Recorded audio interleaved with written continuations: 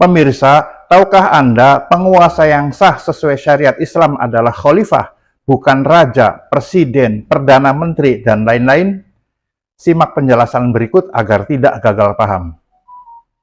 Ingatlah sabda Rasulullah SAW dalam hadis sahih yang diriwayatkan oleh Imam Bukhari, Imam Muslim, Imam Ahmad, dan Imam Ibnu Majah dari Abu Hurairah radhiyallahu anhu. Kanat banu Israil tasusuhumul anbiya, kullama halaka nabiyyun khalafahu nabi, wa innahu la nabiyya ba'di, wa satakunu khulafa'u takthur. Qalu fama ta'muruna? Qala fu bi bai'atil awwali fal awwal, wa a'tuhum haqqahum, fa innallaha sa'iluhum amma astara'ahum. Dahulu Bani Israel selalu dipimpin oleh para nabi. Setiap kali seorang nabi wafat, maka nabi yang lain akan menggantikannya. Dan sungguh tidak akan ada nabi lagi setelahku, namun akan ada banyak khalifah. Para sahabat bertanya, apa yang engkau perintahkan kepada kami jika hal itu terjadi? Rasulullah menjawab, penuhilah baiat atau janji setia satu persatu, dan berikanlah kepada mereka hak mereka, karena Allah akan meminta pertanggungjawaban mereka tentang apa yang telah diamanatkan kepada mereka.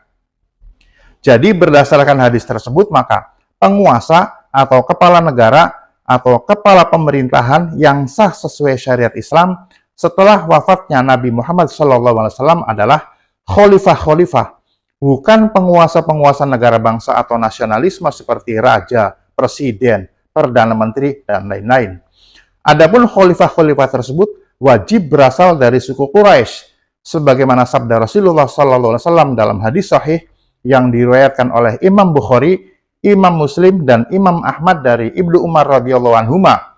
La yazalu hadzal amru fi Quraisyin ma baqiya minhum ithnani. Urusan kepemimpinan ini berada di tangan Quraisy, sekalipun mereka tinggal 2 orang. Perlu saya tegaskan bahwa khalifah adalah penguasa atau pemerintah kaum muslim yang sah sesuai syariat Islam setelah wafatnya Nabi Muhammad SAW. Bukan penguasa dalam negara-negara bangsa atau nasionalisme seperti raja, presiden, perdana menteri, dan lain-lain.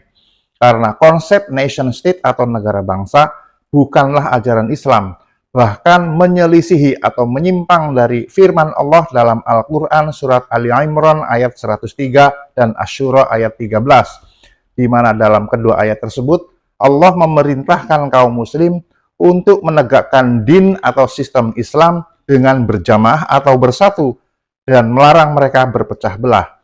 Sedangkan konsep nation state atau negara bangsa justru memecah belah kaum muslim ke dalam negara-negara bangsa atau nasionalisme. Oleh karena itu, kepemimpinan dalam negara bangsa atau nasionalisme adalah batil atau tidak sah secara syariat Islam. Itulah sempurnanya din atau sistem hidup Islam. Bernegara pun diatur. Justru jika tidak ada negara Islam, maka din Islam menjadi tidak sempurna karena hukum-hukum Islam tertentu tidak bisa bahkan tidak sah dijalankan seperti hudud, qisas, diyat, jizyah, jihad qital, dan lain-lain. Sebagai contoh, penarikan jizyah sebagaimana perintah Allah dalam Al-Quran surat At-Taubah ayat 29 hanya sah dilakukan oleh khalifah karena perjanjian ahlu dhimmah sebagai dasar penarikan jizyah adalah perjanjian antara khalifah selaku penguasa kaum muslim dan orang-orang ahlul kitab yaitu Yahudi dan Nasrani yang berada di negara Islam yang menolak masuk Islam. Demikian, semoga bermanfaat.